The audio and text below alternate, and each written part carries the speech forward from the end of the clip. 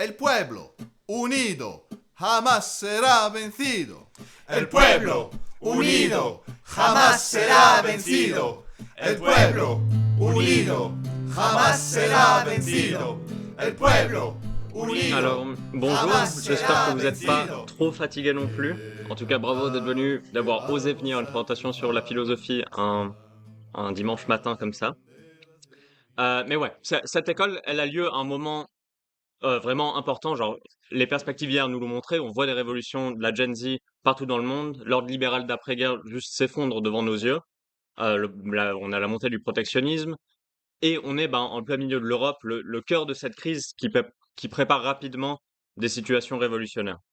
Il y a vraiment cette urgence des perspectives. Alors, pourquoi est-ce qu'on parle ici de philosophie? Genre, nous, on n'est pas un club de débat. Ce qu'on construit ici est une organisation de lutte, pardon, une organisation révolutionnaire. Et si vous êtes là aujourd'hui, je pense, c'est probablement pour cette raison. Oui, mais c'est aussi, je pense, pour une autre raison. Genre, nous, on a de la clarté.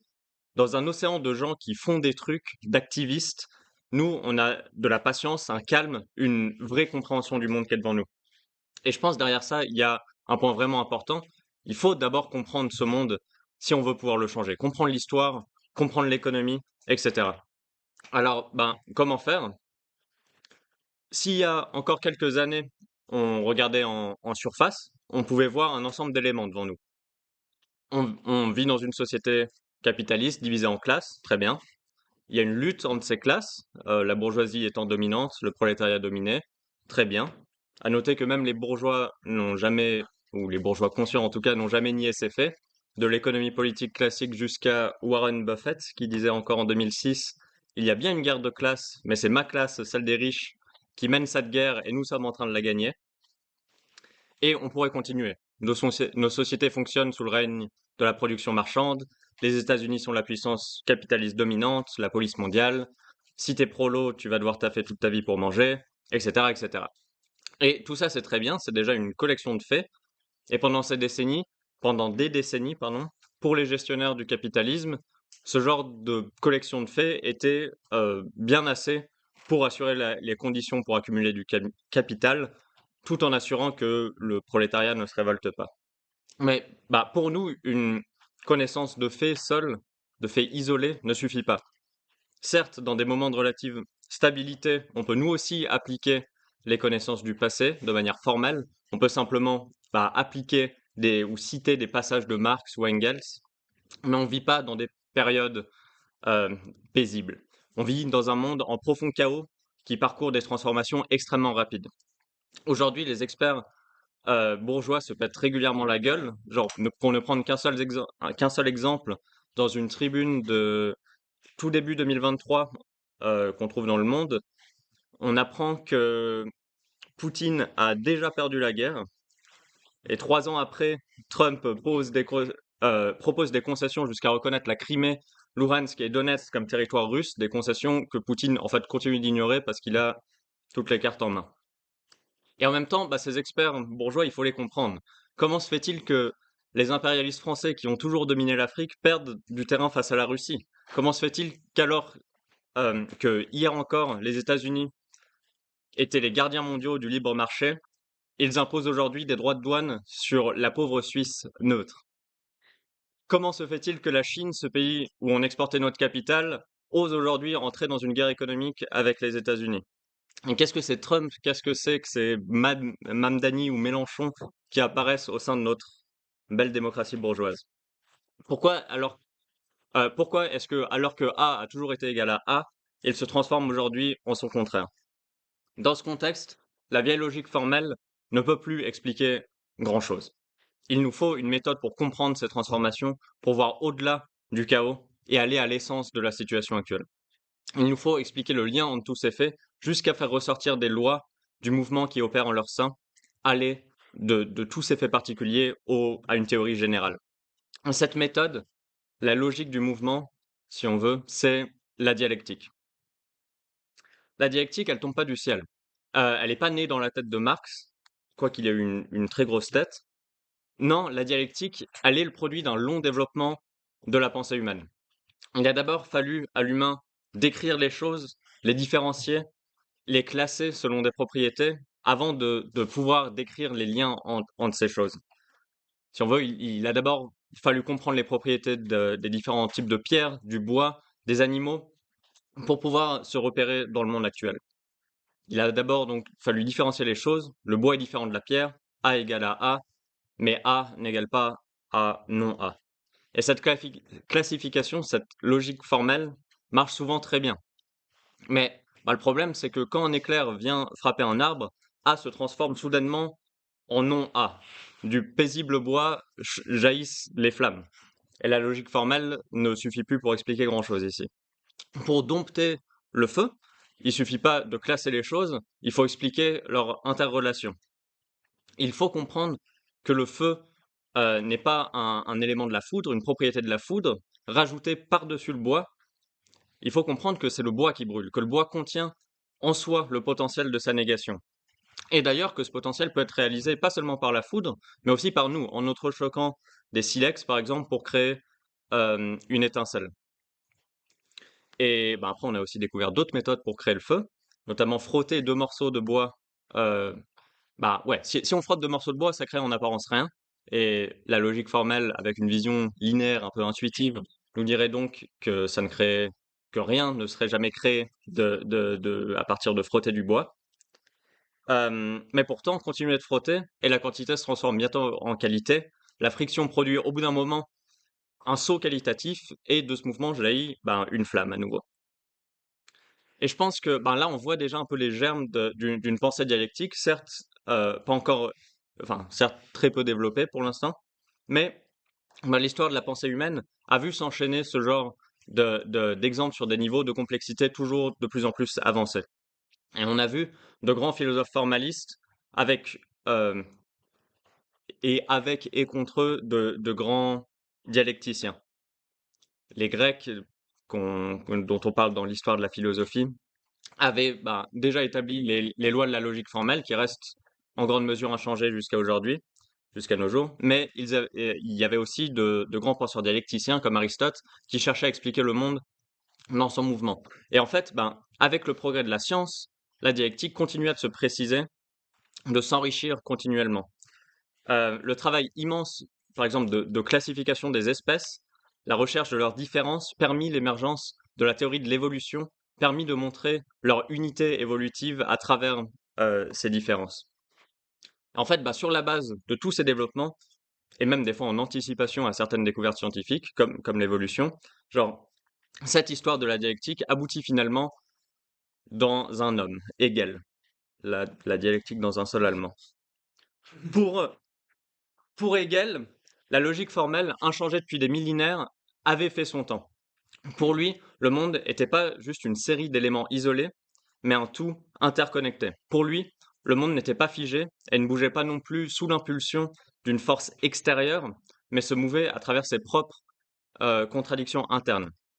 Tout comme l'origine des différentes espèces n'est pas à chercher dans Dieu, qui les aurait créées ainsi, mais à chercher dans les espèces elles-mêmes, leur mode d'interaction avec leur environnement, leur mode de reproduction, la génétique, etc., etc. Pour lui, pour Hegel aussi, tout ce qui existait était condamné à mourir, en donnant base à une naissance nouvelle. Les espèces, les astres, les théories même qui existent aujourd'hui n'existaient pas hier.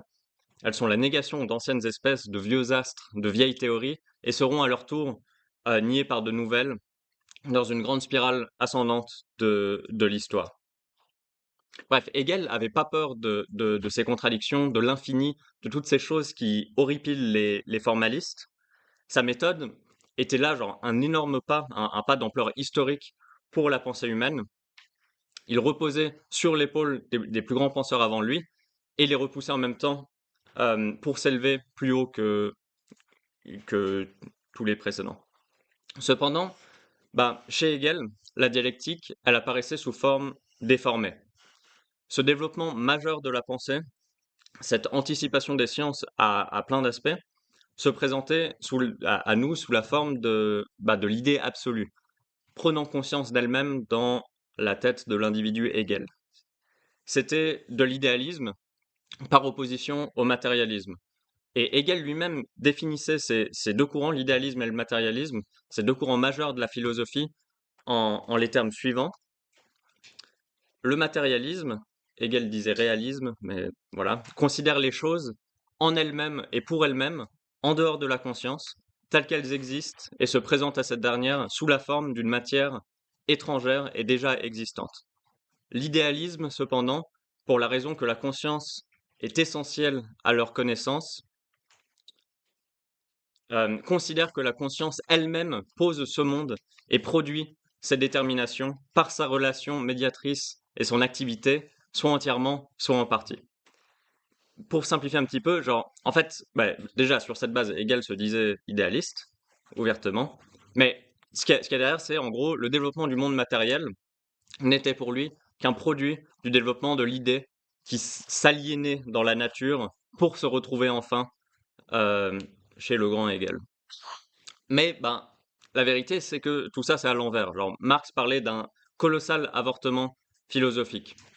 Genre, oui, c'est bien la matière qui est première, qui existait avant tout sujet humain et qui donne base pour l'émergence des idées, dont l'idée absolue de Hegel. Et c'est pas une présentation sur le matérialisme, donc je vais un peu passer rapidement dessus, mais ouais, genre là on arrive à une vraie limitation. Enfin ouais, il fallait juste redonner une base matérielle à la dialectique si on voulait en faire une arme pour effectivement changer le monde. Et coup de chance, en fait, autour de la même époque, c'est-à-dire autour de la Révolution française, des grandes révolutions bourgeoises, on avait également un important mouvement matérialiste. Euh, et c'est pas un hasard non plus. L'idéologie dominante de la société féodale était marquée d'un profond idéalisme réactionnaire, sous la forme de l'obscurantisme religieux. Pour l'Église, le monde matériel était une création divine. La nature elle-même était incapable de mouvement indépendant, son développement étant dicté par Dieu. Le roi était choisi par Dieu. La société actuelle était la seule possible parce que créée par Dieu, et donc ce statu quo était voué à rester figé perpétuellement.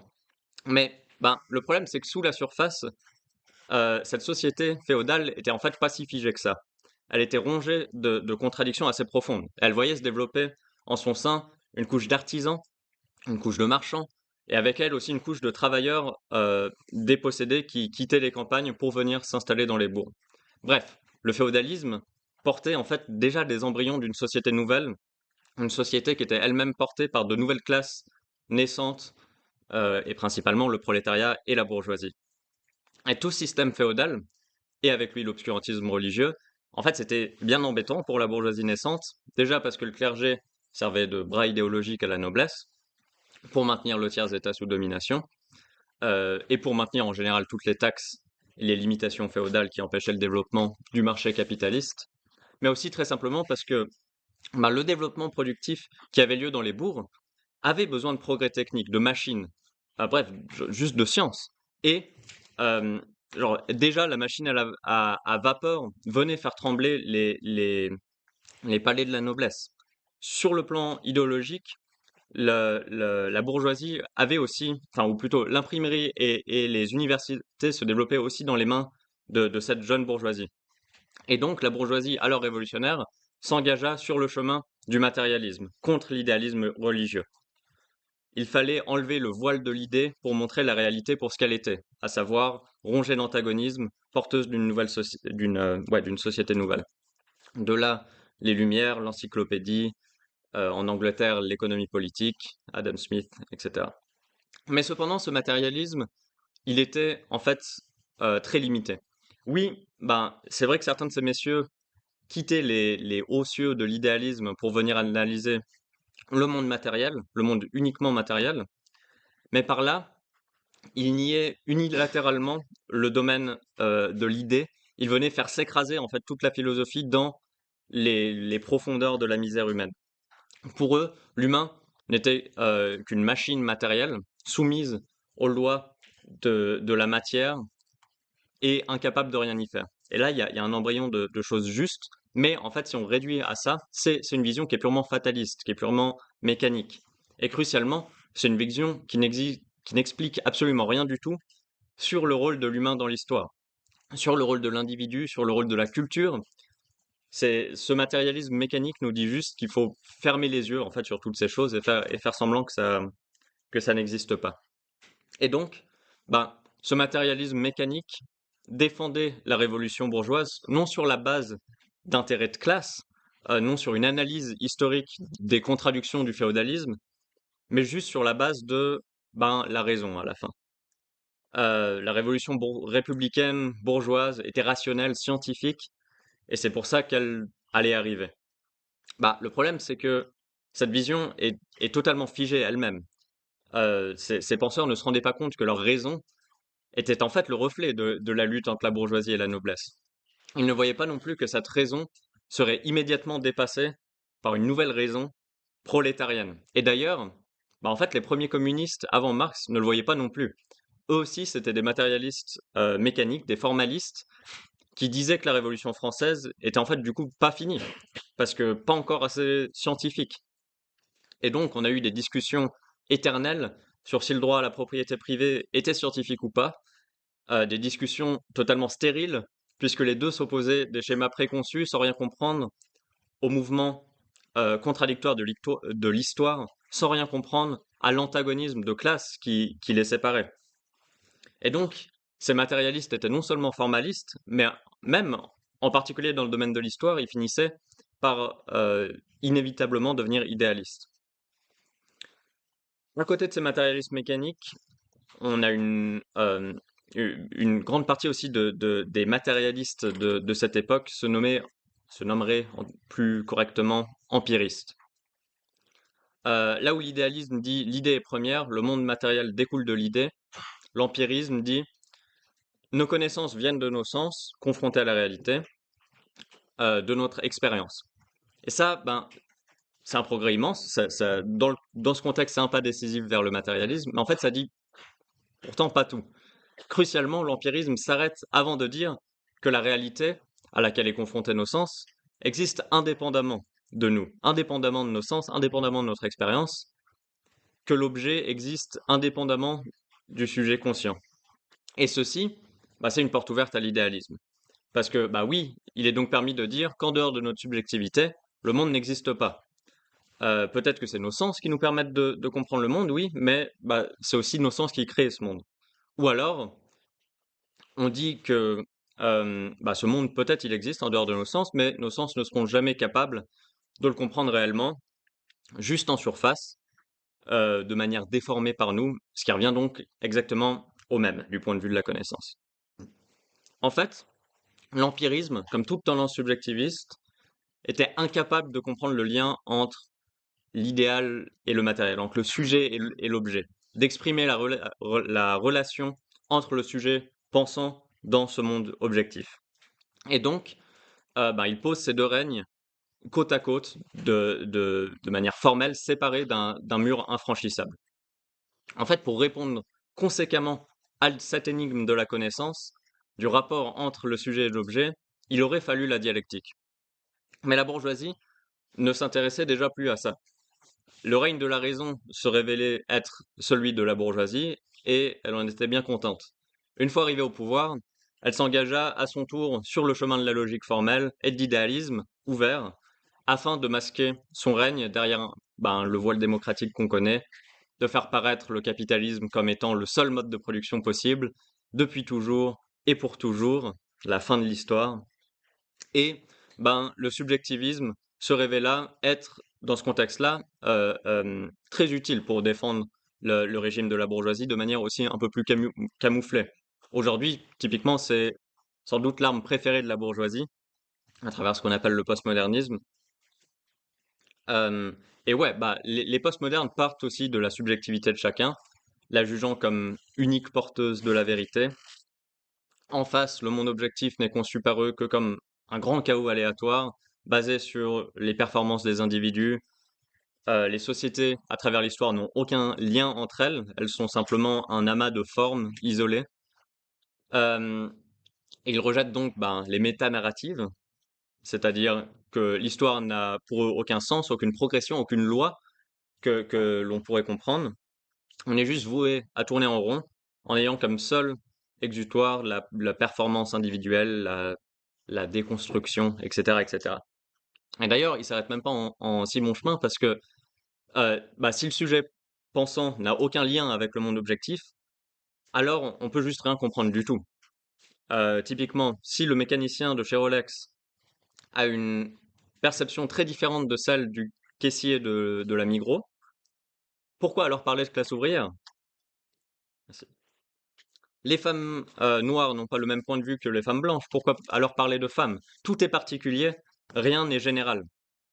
Et il n'y a en fait aucun lien entre nos termes généraux et le particulier pour eux.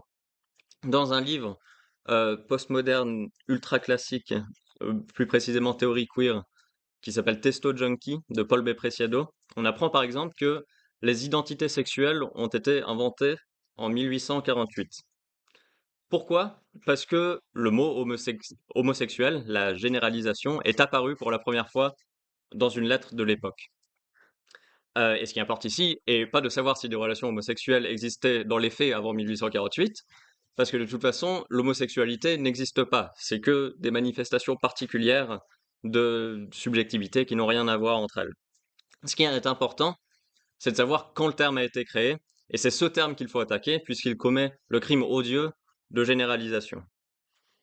Mais il est évident qu'une telle approche ne sert en aucun cas à réellement changer la base la base de la société qui maintient l'oppression des personnes queer. Cette approche sert au contraire à protéger la société actuelle en faisant dévier la lutte sur des terrains symboliques dans la forme, sans lien avec le contenu de la société. Mais en 1848, outre l'invention supposée des identités sexuelles, il y avait également un jeune Allemand qui venait de sortir un certain manifeste du Parti communiste, et pendant que la philosophie bourgeoise se préparait à entamer son long et pitoyable déclin, cet Allemand, du nom de Marx, travaillait à dépasser du même coup les limitations de la dialectique de Hegel et celles du matérialisme mécanique. Marx ne prétend pas inventer une philosophie de toute pièce, une énième pensée originale parmi d'autres. Non, il se sait être un produit de l'histoire, du développement de la philosophie, elle-même reflet du développement matériel des sociétés humaines, et Marx conserve les leçons les plus avancées des grands matérialistes, ainsi que celles de la dialectique de Hegel. Mais il ne les combine pas simplement de manière formelle, comme 1 et 1 font 2. Non, il les dépasse en même temps. Il renverse totalement la dialectique de Hegel pour lui rendre des racines matérielles. Dans le Capital, Marx dit « Ma méthode dialectique non seulement diffère par la base de la méthode hegelienne, mais elle en est même l'exact opposé. Pour Hegel, le mouvement de la pensée, qu'il personnifie sous le nom de l'idée, est le démiurge de la réalité, laquelle n'est que la forme phénoménale de l'idée. Pour moi, au contraire, le mouvement de la pensée n'est que la réflexion du mouvement réel, transporté et transposé dans le cerveau de l'homme. Le monde est donc composé d'une seule substance, la matière, mais cette matière, cependant, n'est pas figée. Elle ne suit pas non plus un enchaînement causal de manière fataliste. Non, elle est parcourue de contradictions, de tensions à toutes les échelles, des particules subatomiques jusqu'aux astres.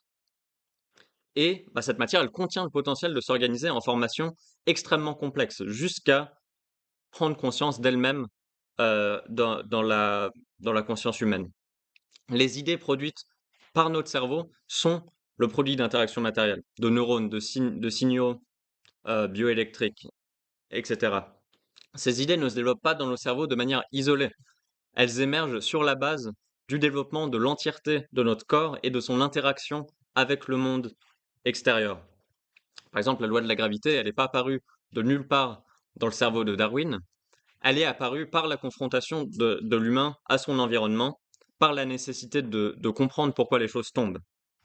Et une fois la matière comprise, l'humain est capable d'intervenir en retour sur le monde, capable de construire des avions qui tombent, si on a de la chance, moins vite que les pommes avec la gravité, de façonner le monde à son image, mais évidemment dans les limites du monde qu'il a hérité.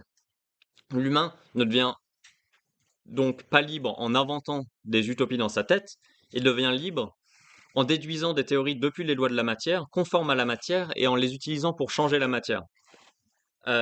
Et dans cette explication, on n'a pas là une barrière formelle entre objet et sujet, entre matière et idée. On a une interaction où les deux se confrontent perpétuellement, se transforment mutuellement, et où, évidemment, la matière reste première. On a là la réponse à l'énigme de la connaissance sur laquelle se sont effondrés les matérialistes mécaniques, les subjectivistes, etc., etc. Et cela implique aussi que la dialectique matérialiste elle-même n'est pas juste une bonne idée dans l'abstrait. Le matérialisme dialectique, c'est le résultat du mouvement objectif, dialectique de la nature elle-même. Et ça, c'est pour nous quelque chose d'extrêmement important. Quand on dit qu'on est dialecticien matérialiste, ça ne veut pas dire qu'on plaque depuis l'extérieur les lois de la dialectique sur les sujets qu'on étudie. Ça, c'est ce que fait Staline, typiquement.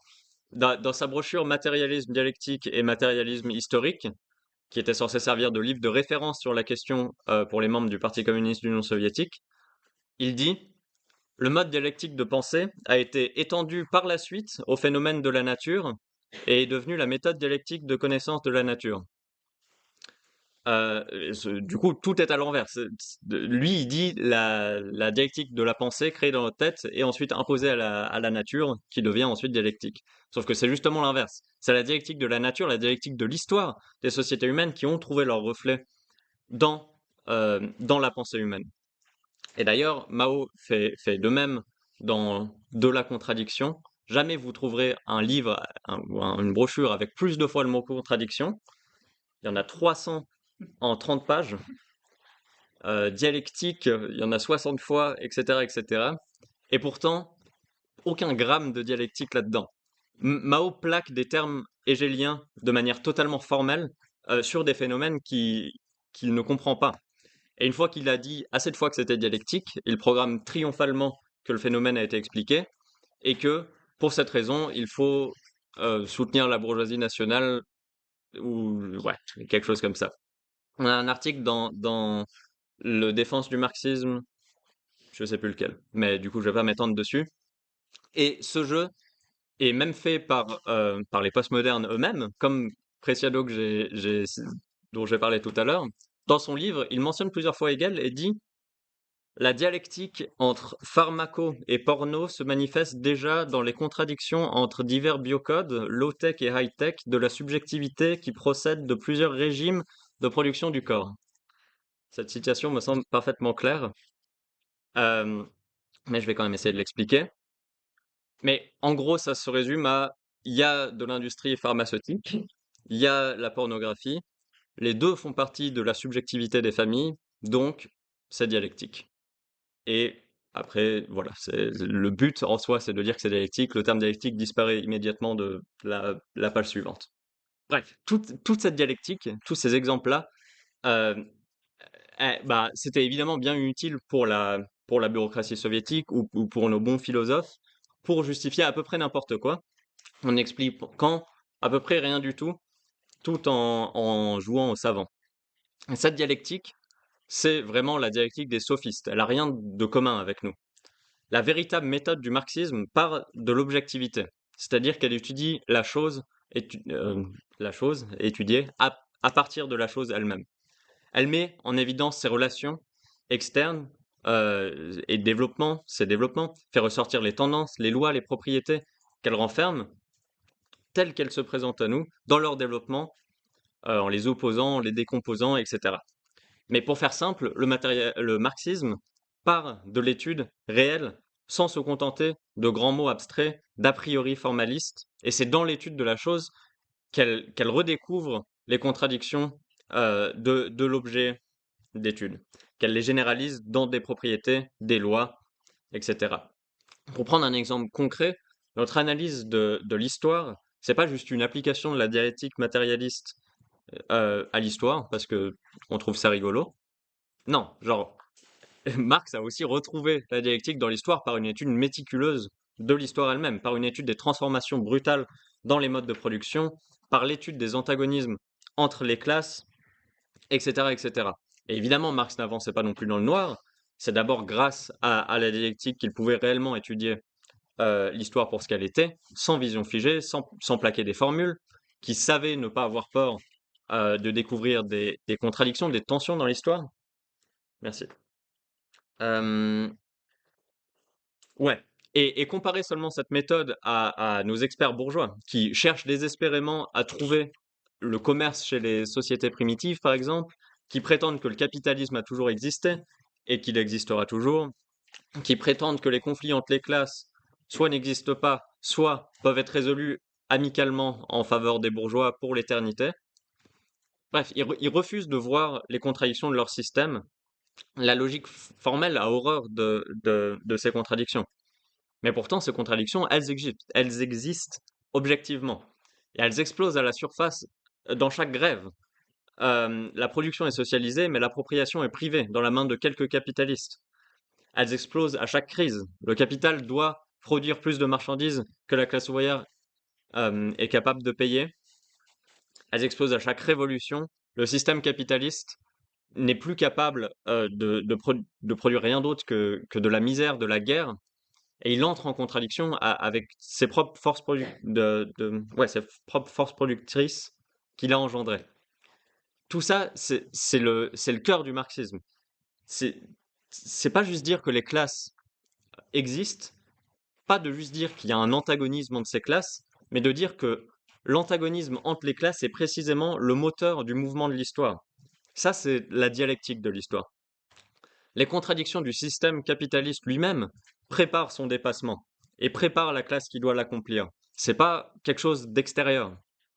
Et dans ce sens, le communisme n'est pas une utopie que l'on pose formellement à côté du capitalisme comme autre choix qu'on propose. Non, le communisme est déjà contenu en potentiel dans le capitalisme. C'est précisément le capitalisme qui le rend nécessaire historiquement. Et donc l'humain ne s'affranchira pas seulement de la société de classe, mais à travers cette société de classe.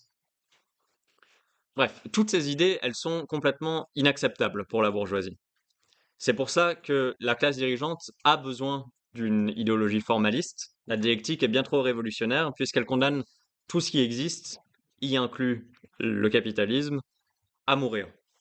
Il faut bien montrer, et il leur faut montrer aux bourgeois que le système actuel est le seul possible parce que le seul qui existe aujourd'hui.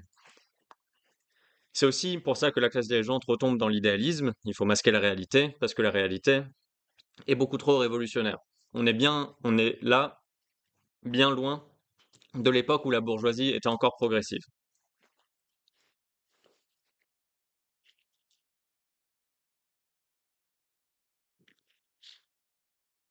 Et un des meilleurs outils, encore une fois, c'est le postmodernisme. Preciado, encore, nous dit « Il est possible d'esquisser une nouvelle chronologie des transformations de la production industrielle du siècle dernier en prenant pour axe la gestion politique et technique du corps, du sexe et de l'identité. » Et plus loin, le sexe et la sexualité est devenu l'enjeu principal de l'activité politique et économique. Alors déjà, vous remarquerez peut-être que ça ressemble dangereusement à une tentative d'établir une théorie du développement de l'histoire, une métanarrative que les postmodernes sont censés détester. Mais je vous rassure en disant que cette théorie est immédiatement abandonnée au chapitre suivant et même contredite. Mais quel est le but de ce passage? En fait, c'est juste de brouiller les pistes. Est-ce que Trump entre en guerre économique contre Xi Jinping parce qu'il y a une tension sexuelle insoutenable? Genre, non, c'est complètement con, mais c'est aussi intentionnellement con. Le but des postmots n'est pas d'expliquer le monde, mais de jouer avec les idées et les mots comme exercice en soi. Bref, nous, en opposition, la dialectique matérialiste est notre arme la plus puissante pour comprendre ce monde et pour le changer, pour couper à travers tout le bullshit de l'idéologie dominante. Mais cette arme idéologique, pour abattre réellement le capital, doit être maniée par une force matérielle. Et cette force matérielle, c'est la classe ouvrière, qui a l'intérêt et la capacité historique de renverser la bourgeoisie. C'est à cette classe que l'on doit donner le programme communiste. C'est cette classe qui doit adopter un point de vue indépendant contre l'idéologie dominante. Et parce que oui, genre la lutte des classes est une lutte économique, mais elle est également menée sur d'autres fronts, sur le front politique, sur le front idéologique, les médias, etc.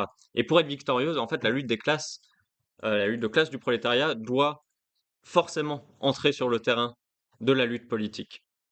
Et en fait, bah, la seule forme capable de mener cette lutte, une telle lutte, c'est le Parti communiste. Le prolétariat n'a rien d'autre, il n'y a pas d'université, pas d'imprimerie comme avait la bourgeoisie, rien de tout ça en dehors du parti.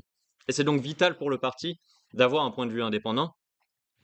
Et bah, dans ce sens-là, le matérialisme dialectique est vraiment la colonne vertébrale de notre organisation.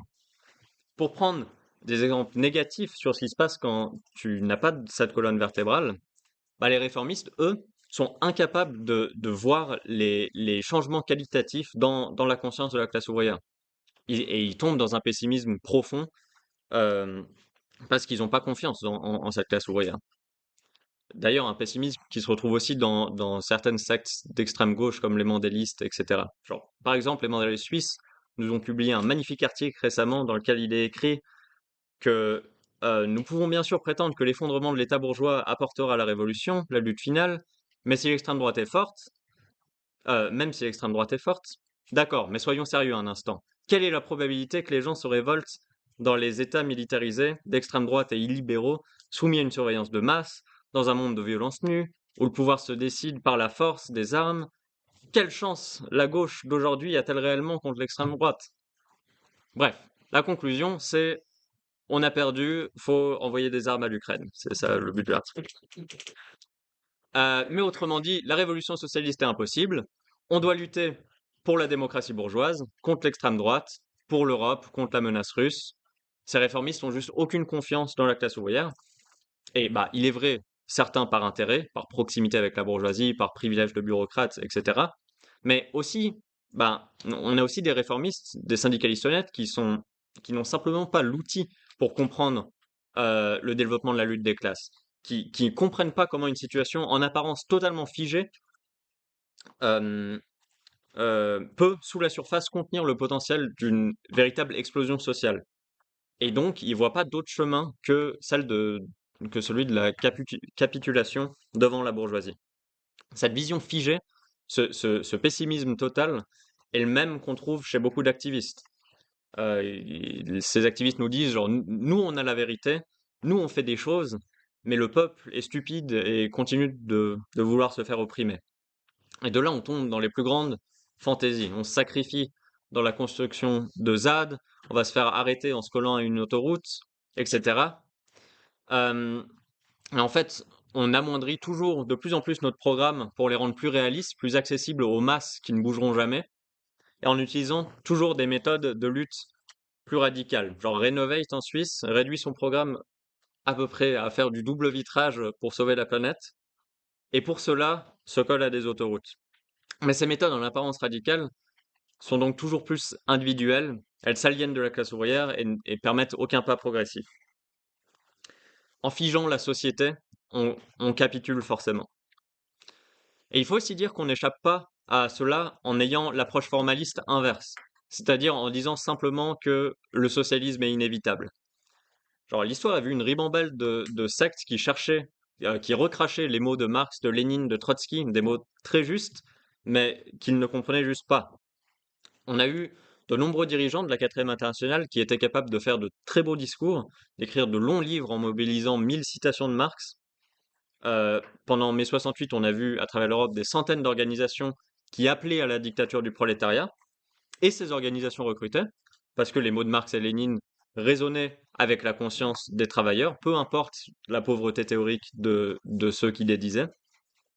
Mais ce qui leur manquait à tous, c'était la compréhension de la méthode, de la philosophie, de la dialectique. Et au moment décisif, ils faillirent tous, incapables de trouver une citation de Marx appropriée au chaos qu'il y avait devant eux. Ils furent incapables d'indiquer le chemin vers la prise du pouvoir, incapables aussi de comprendre les nouveaux phénomènes du développement capitaliste, et soit ils capitulèrent devant des théories économiques bourgeoises, keynésiennes ou autres, soit ils recyclèrent formellement de vieilles perspectives de Trotsky en les plaquant sur la situation qui avait changé, et ça à l'infini. De cette façon, le développement politique de générations entières de travailleurs a été détruit en les entraînant à rentrer paisiblement chez eux ou à prendre les armes, tomber par désespoir dans le terrorisme individuel, comme pendant les années de plomb.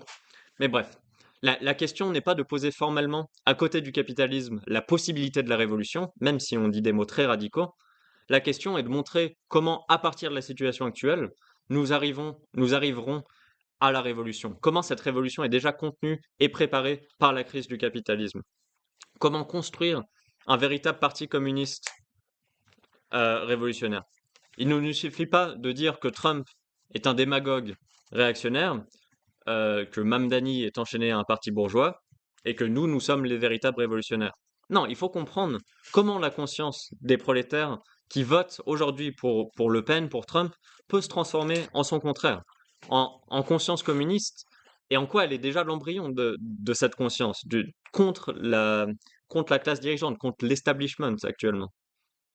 Il faut dès aujourd'hui montrer le chemin aux couches les plus avancées de la classe ouvrière et de la jeunesse, de leur montrer le chemin vers le communisme, de leur apprendre à comprendre le développement contradictoire de la conscience des couches du prolétariat qui les suivront pour connecter avec elles. Combien de groupuscules d'extrême gauche crient aujourd'hui à la révolution? Ce qui nous différencie des réformistes n'est pas qu'on se joint à leurs cris. Ce qui nous différencie des réformistes, comme des gauchistes, c'est vraiment la méthode. Et quand on dit que le matérialisme dialectique, c'est la logique, la méthode du marxisme, donc celle de notre parti, le parti ne doit pas être compris comme un truc abstrait et détaché de nous. Bien sûr, le parti est plus grand que nous tous en tant qu'individus. On n'est rien en tant que révolutionnaire sans parti. Mais le parti est en même temps composé de nous tous. Et ce parti n'existe pas sans nous non plus. Et ça veut dire que c'est notre tâche de s'approprier la dialectique matérialiste. Personne ne le fera à votre place. Oui, bien sûr, étudier sérieusement la philosophie, c'est difficile. Bien sûr, lire Hegel, ça fait mal à la tête, même à la tête de Lénine. Et genre, oui, bien sûr, notre compréhension de la dialectique, au début, commencera inévitablement en étant peut-être elle-même un peu formaliste. Genre, on réduit la dialectique à une liste de lois, l'unité des opposés, la négation de la négation, le passage de la quantité en qualité, etc., etc.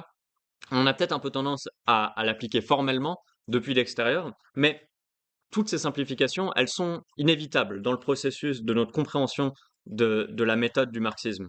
Et c'est encore pour ça qu'on n'est pas des communistes isolés. On a un parti qui applique de manière vivante nos perspectives dans la pratique, un parti qui vient donc aiguiser continuellement notre compréhension, notre méthode, qui sait corriger nos erreurs.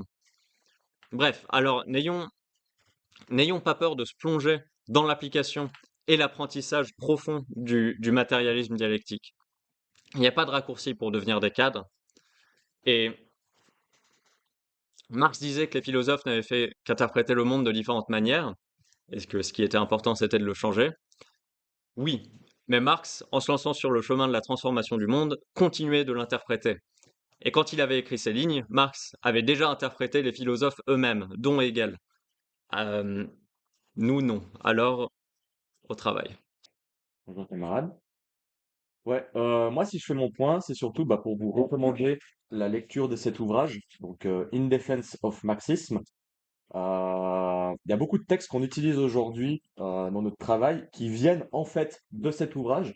Par exemple, je sais pas si vous avez vu, mais pour la préparation de cet atelier, il y avait l'ABC du matérialisme dialectique, qui est aussi dans notre brochure d'introduction à la philosophie. Et en fait, ça vient d'un plus grand texte là-dedans de Trotsky, qui s'appelle Une opposition petite bourgeoise dans le Social Worker Party. Et justement, moi, quand j'ai acheté cet ouvrage, je pensais que ça allait être vraiment plus de la polémique et puis vraiment de la polémique organisationnelle. En fait, c'est vraiment une défense magistrale et inconditionnelle de la méthode marxiste et surtout, en fait, la nécessité de construire un parti de cadre armé du matérialisme dialectique. Euh, et notamment, Trotsky, il écrit cet ouvrage, ces lettres, dans un conflit dans le Social Worker Party états-unien entre 39 et 40, donc dans un moment très charnier de l'histoire. Et je voulais partager 2 leçons très inspirantes que j'ai tirées de mon étude de ce bouquin. Je dirais, la première leçon, c'est si on définit en fait la philosophie comme un système d'idées qui nous permet de comprendre le monde et de guider aussi notre pratique avec celui-ci, en fait, c'est évident que la philosophie, elle a un caractère évolutif en lien avec le développement des forces productives, de nos capacités à comprendre le monde avec notre science, mais donc aussi que la philosophie, elle a aussi une évolution par la lutte des classes. Et ce que je veux dire par là, c'est qu'on peut donner un caractère de classe à la philosophie, au sens où toutes les classes n'ont pas la même utilité à une philosophie, à l'utiliser ou non. Genre, on peut voir que les grandes philosophies, elles émergent sur les ruines des anciennes, ainsi que les classes sociales qui sont porteuses de celles-ci.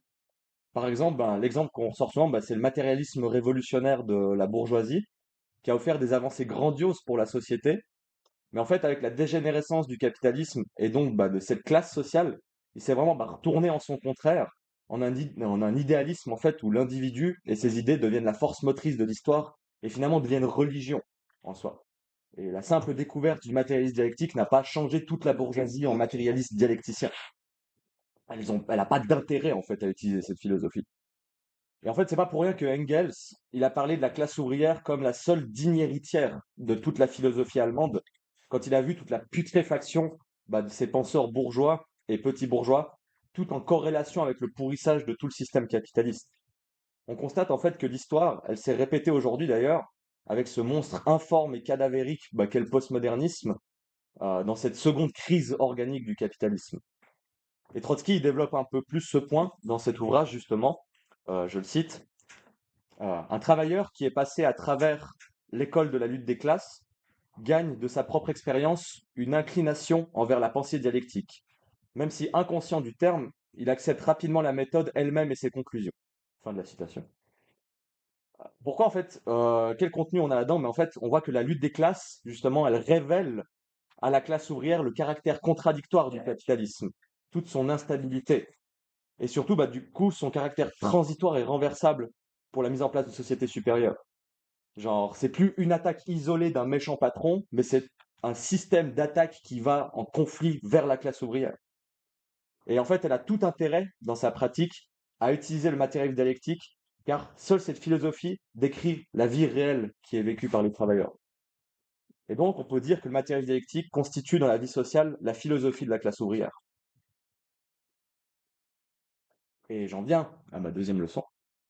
Si on veut construire un parti qui défend honnêtement un point de vue prolétarien, il nous faut des cadres qui pensent avec le matérialisme dialectique. Dans la polémique avec le Social Worker Party états-unien, les oppositionnels ils disaient que la dialectique, elle était intéressante mais inutile, ou même complètement fausse. Ils pensaient qu'on pouvait construire le parti sur la base du bon sens, de la rationalité humaine. Mais le common sense, dès qu'il touche à des contradictions plus profondes de la lutte des classes, il se déchire immédiatement. En fait, on l'a vu avec eux, quand l'État ouvrier, qu'ils imaginaient comme une abstraction parfaite, a fini par avoir des manifestations contradictoires, comme l'invasion de la Pologne ou de la Finlande, c'est toute leur compréhension du monde qui s'est effondrée. Ils sont entrés dans une panique totale, et au lieu d'apporter une analyse dialectique de ce qu'était ou n'était pas un État ouvrier, de définir sa qualité, ils ont préféré inventer 1000 définitions nouvelles, comme le collectivisme bureaucratique, la révolution managériale ou encore le capitalisme d'État qui est revenu à la mode. Et Trotsky, il explique bien qu'il y a un caractère petit bourgeois à cette méthode. Parce qu'à toute tentative de discuter théoriquement avec eux de l'État ouvrier, il reniait en déclarant voulant se concentrer sur les tâches concrètes. Sans jamais trop expliquer d'ailleurs ce que c'était ces tâches concrètes, à part participer à des discussions avec des petits comités bourgeois. Non, en réalité, défendre l'URSS, ça leur aurait demandé de rompre avec leur milieu social petit bourgeois, justement. Ce qu'ils n'ont pas pu faire sans philosophie prolétarienne. Alors ils ont tout rejeté jusqu'au marxisme lui-même. Parce que discuter des idées, justement, ça aurait montré la réalité de leur tendance à pas vouloir aller au fond des questions et qui construisaient pas en fait réellement un parti prolétaire. Et au moment où l'unité théorique et donc pratique était indispensable, dans l'ouverture de la Seconde Guerre mondiale, ils ont préféré choisir la scission pour leur petit confort intellectuel. Marx, il a présenté les communistes comme ceux qui ont l'avantage d'une intelligence claire des conditions de la marche et des fins générales du mouvement prolétarien. Cela ne peut pas se faire sans maîtriser la seule philosophie qui défend inconditionnellement l'aspect révolutionnaire de la classe ouvrière. Si on veut construire un parti qui est réellement prolétaire, on doit le penser avec la méthode de la classe ouvrière, c'est-à-dire le matérialisme dialectique.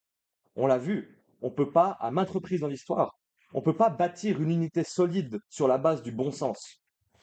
Aujourd'hui, la situation objective fait que faire ressurgir la classe ouvrière comme une force indépendante. Et avec elle, la dialectique elle-même revient comme une méthode vivante. L'histoire est de notre côté. Et du coup, j'espère avec ces points vous avoir donné envie d'aller lire cet ouvrage, qui approfondit beaucoup plus ce que je dis, ou d'en approfondir d'autres, car notre tâche est claire. On doit devenir des cadres marxistes capables de défendre et transmettre notre programme à la classe ouvrière. Et pour ça, il nous faut une méthode, et cette méthode, c'est le matérialisme dialectique. Bonjour camarades. Moi j'ai eu la chance le week-end dernier de participer pour la première fois de ma vie au RevFest à Londres. Et ça a été en fait le plus grand événement jamais organisé par la section britannique de l'ICR. Ça regroupait près de 1200 communistes de différents pays. Je ne sais pas si vous représentez ce que ça signifie. Mais le camarade Alan Woods, pour la plénière d'ouverture, il a introduit cet événement, comme il aime bien le faire, en parlant des plaques tectoniques. Et pour moi, en fait, il y a pas, c'est absolument pas un hasard si l'un des meilleurs marxistes contemporains, l'un des meilleurs marxistes de notre époque, il introduise le plus grand événement communiste jamais organisé ces 20 dernières années en mentionnant un phénomène géologique. Parce qu'en fait, Engels, dans son livre Dialectique de la nature, il a écrit cette fameuse phrase à la portée immense. Il a dit: La nature est la preuve même de la dialectique. Et la tâche de ma présentation aujourd'hui, c'est de vous convaincre que la géologie, c'est l'une des sciences qui exemplifie et qui appuie le mieux cette affirmation. Et c'est pour ça que moi, j'ai décidé de vous parler de la dialectique de la géologie et plus particulièrement de la dialectique des tremblements de terre.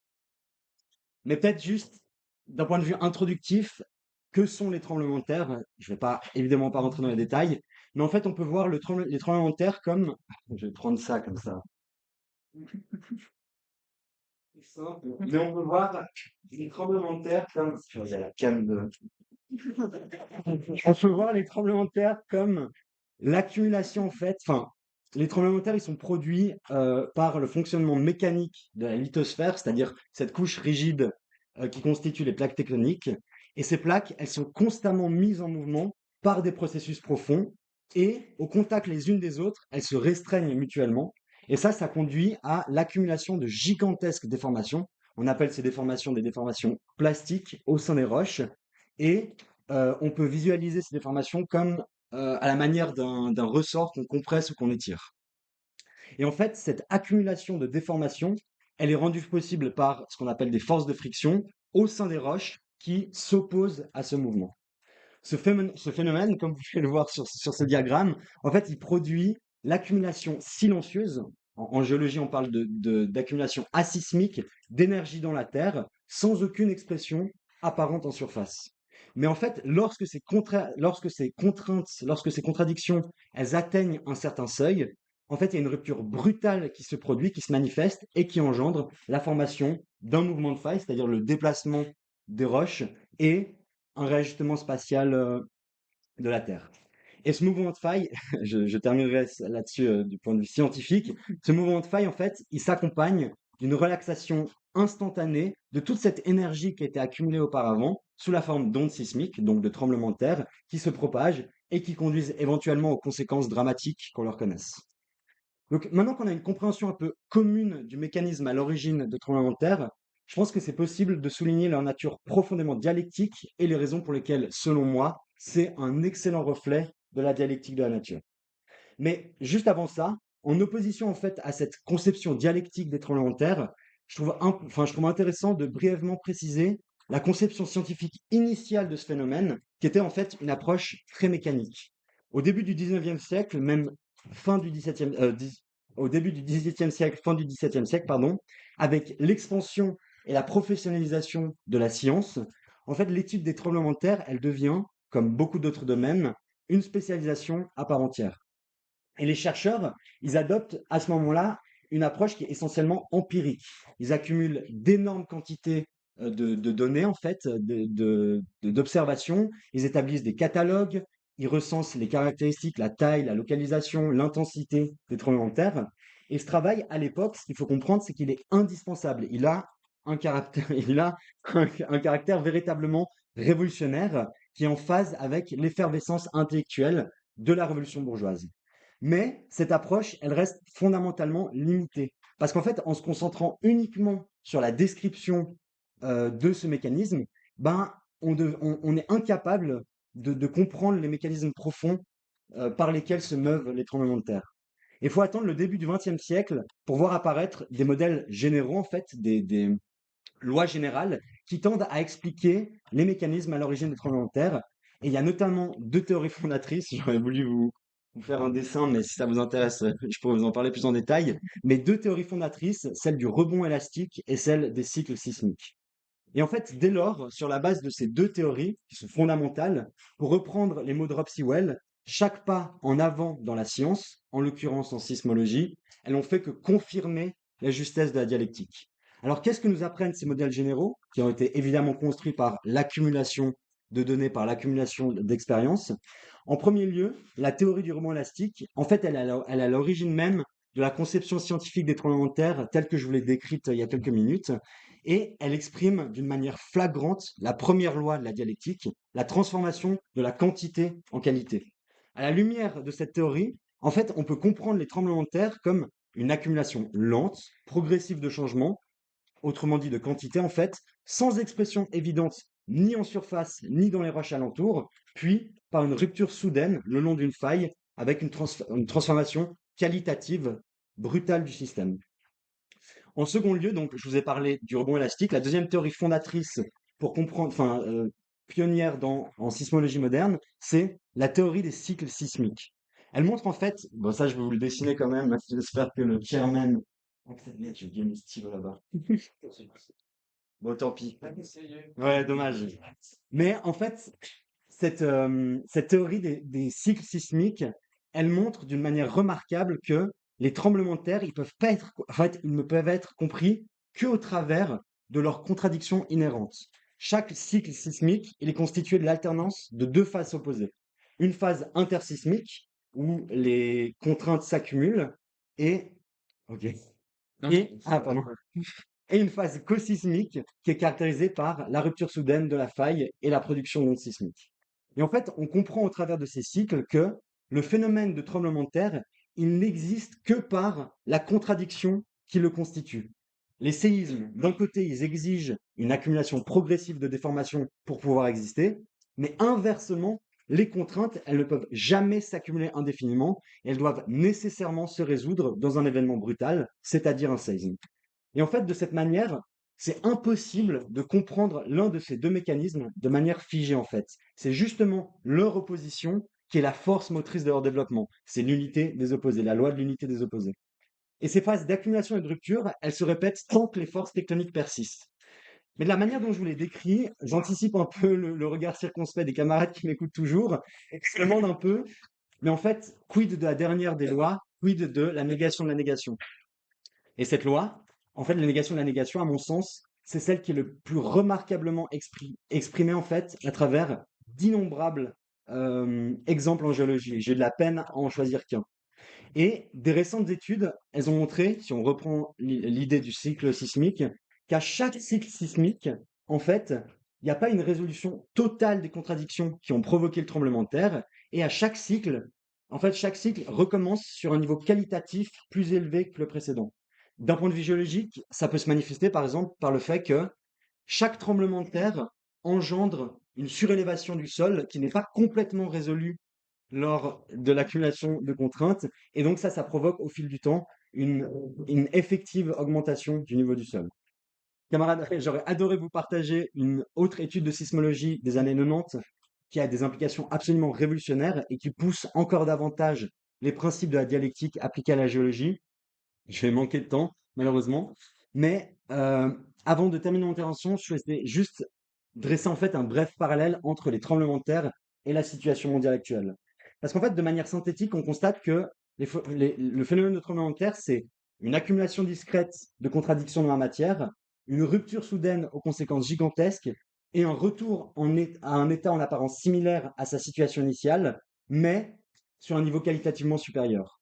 Et en fait, là, on est en droit de se demander, mais je parle de tremblement ou je parle de révolution? Enfin, c'est deux phénomènes qui partagent énormément de similitudes.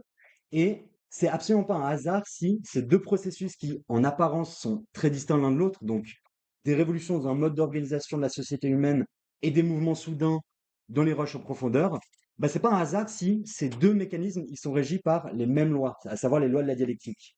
Parce que selon les propres mots d'Engels, la dialectique, c'est rien de plus que la science des lois générales du mouvement. Et ce mouvement, il s'applique à la fois au développement de la société humaine et à celui de la Terre sous nos pieds. J'aimerais vraiment rapidement conclure en 3 points. J'espère que ma présentation, elle vous a donné envie de vous intéresser à la géologie. La lutte pour le socialisme, c'est une lutte pour l'émancipation de l'humain, mais aussi de son esprit. Plus important encore, j'espère vous avoir montré qu'en fait, la dialectique, c'est pas simplement une méthode intéressante lorsqu'elle est appliquée aux sciences naturelles, comme la géologie, mais en fait, c'est une absolue nécessité pour comprendre de manière fidèle le monde qui nous entoure. Et c'est d'ailleurs pour ça qu'un nombre croissant de scientifiques, principalement en sciences naturelles, ils sont devenus conscients de la dialectique, ils sont devenus conscients de ce phénomène en raison de sa capacité, de cette méthode, pardon, à appréhender les phénomènes complexes. Et je conclurai juste en rappelant la nécessité, comme l'a très bien souligné In, de l'unité entre la théorie et la pratique. Un sismologue, c'est un scientifique qui étudie, qui analyse l'ensemble des séismes, l'ensemble des signes et des symptômes qui témoignent en fait de la formation future de séismes. Et cette analyse, on le comprend, on l'a vu récemment en Turquie, je pense si vous avez suivi, elle revêt une importance en fait primordiale au vu des conséquences dramatiques que les tremblements de terre ont eues et ont encore dans l'histoire de l'humanité. Mais évidemment, le sismologue, il n'est pas capable de prédire exactement où et quand les prochains séismes ils auront lieu. Il est incapable de prédire ça de manière sûre, mais il dispose de tout un panel d'outils. Il dispose en fait de sa méthode scientifique pour y tendre, pour y arriver, et ainsi pour pouvoir, pour pouvoir établir un plan rationnel basé sur ces perspectives. Et camarades, c'est pour ça que moi je vous appelle à embrasser la dialectique comme un moyen d'appréhender le processus profond dans la société. Donc soyons les sismologues de la Révolution mondiale, en avant pour la construction du PCR. Merci.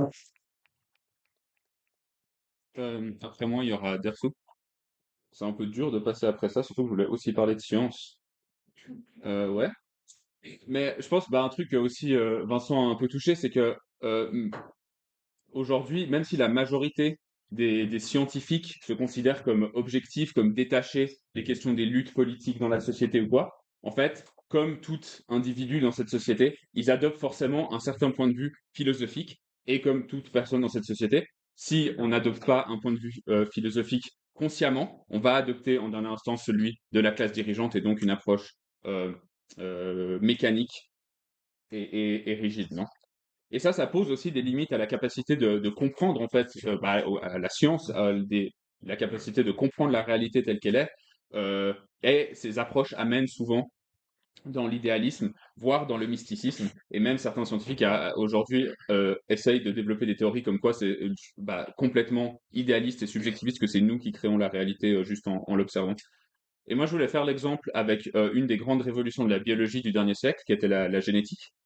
Du coup, au début du XXe siècle, l'amélioration de la technique a permis de découvrir, de voir dans la cellule, de découvrir l'existence des gènes, des chromosomes. Plus tard, de découvrir les éléments de base des gènes, donc de découvrir l'ADN. Plus tard, même réussir à, donc en 1972, reproduire des gènes en laboratoire et finalement même décoder l'entier du génome humain en 2003. Et ça, c'est une découverte révolutionnaire en biologie. Non, on comprend les éléments de base à partir desquels tout être vivant se développe. Comment, à partir d'une cellule, un être, typiquement un corps humain entier, peut être développé. Comment les caractéristiques physiques passent d'un être vivant à l'autre à travers les générations. Et ça ouvre la porte à beaucoup de révolutions aussi en médecine, typiquement dans les traitements génétiques, mais aussi en agriculture et plus généralement. Mais aussi, on voit pour le moment que ces découvertes dans la génétique, actuellement, restent largement, sont déjà limitées, mais sont aussi un peu un potentiel non réalisé, elles ont aussi servi soit à augmenter les profits des capitalistes en faisant typiquement des OGM qui sont nocifs à long terme, mais qui rapportent beaucoup d'argent maintenant, mais qui servent aussi à justifier beaucoup de politiques réactionnaires, ce qui crée aussi une peur assez légitime chez beaucoup de travailleurs sur qu'est-ce qu'on peut faire en fait avec ces découvertes génétiques et la manipulation génétique. Et du coup, la question se pose de pourquoi, comment en fait on peut déplacer ça. Et ça revient du coup à cette question de la méthode philosophique, parce que les premiers scientifiques qui ont fait ces découvertes génétiques, bah, leur premier réflexe c'était de se dire, on a découvert l'unité de base de la vie, donc on peut tout expliquer à partir de là. C'est une approche qui est profondément unilatérale, qui est profondément mécanique, et qui amène en fait à un réductionnisme génétique, l'idée que la seule cause de tout phénomène vivant est le code de l'ADN. L'idée que les caractéristiques d'un individu, son intelligence, sa taille, mais aussi son caractère, ses comportements, tout est inscrit à la base dans nos gènes, et que donc en fait la société humaine, qui est la somme des comportements humains, est aussi elle-même quelque part déterminée par la génétique. Et donc ça a donné lieu à des théories scientifiques fausses et très nocives dans l'idée que bah, si la société est déterminée directement par la génétique, en manipulant la génétique, on peut changer la société. C'est la base en fait de théories eugénistes qui ont justifié les politiques génocidaires des nazis. Non, on doit nettoyer le monde des génomes moins bons que le gène des Allemands qui est le meilleur. Mais d'ailleurs, c'est pas un truc qui était seulement l'apanage des nazis, parce que dès 1907, beaucoup d'États américains ont adopté des lois de stérilisation sur cette base-là, des lois de stérilisation forcée des personnes considérées comme faibles d'esprit, qui ont fait plus de 30 000 victimes et qui sont d'ailleurs aujourd'hui encore en vigueur dans 31 États, même si elles sont plus appliquées devant bah, le scandale que ça créerait auprès des travailleurs. Mais on voit comment cette approche fausse, en fait, elle est très pratique pour la bourgeoisie. Non, parce que si les gènes déterminent tout, donc la société actuelle est le produit naturel des gènes de l'humain. Le capitalisme est le système naturel de l'être humain. On est génétiquement déterminé pour être en concurrence, tout ça. On revient à la nature humaine dont on parlait hier. Et donc, tous les problèmes sociaux ne sont pas le produit de l'organisation capitaliste de la société, la pauvreté, l'oppression, tout ça, c'est bah, dans les gènes que c'est écrit comme ça. Et même, il y a eu des tentatives de justifier ça scientifiquement, justifier le racisme, le sexisme. Au Royaume-Uni, il y a un certain Sir Cyril Burt, dans les années 50, qui a essayé de prouver à travers des tests de QI que les hommes sont naturellement plus intelligents que les femmes, que les chrétiens sont plus intelligents que les juifs, que les anglais sont plus intelligents que les irlandais, et que les capitalistes anglais sont plus intelligents que les travailleurs anglais. Et ça marchait pas, donc il a aussi truqué ses résultats au passage pour être sûr de pouvoir prouver ce qu'il voulait. Mais c'était vraiment quelque chose qui occupait beaucoup de scientifiques ou pseudo-scientifiques d'essayer de prouver scientifiquement, génétiquement, que les capitalistes sont faits pour être des capitalistes et les travailleurs pour d'être des travailleurs. C'est aussi un truc qu'on a retrouvé avec l'idée que les criminels auraient en eux un gène du crime, que des gens qu'on peut à la naissance presque déterminer statistiquement si une personne va devenir criminelle ou pas.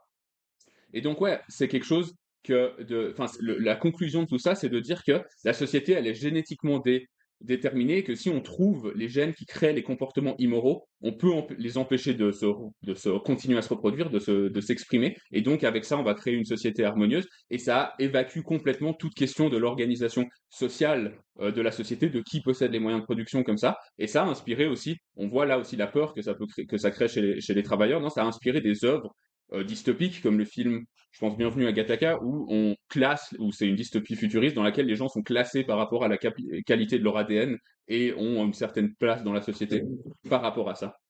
Et cette approche scientifique, elle a trouvé sa conclusion logique, si on veut, dans un livre de Richard Dawkins en 76, un livre qui s'appelle Le gène égoïste, où en gros il explique que toute la société humaine peut être réduite au fait que les gènes sont en concurrence pour se reproduire, de nouveau l'idée de concurrence. Les gènes sont en concurrence, donc les individus sont en concurrence, donc la société est faite de concurrence.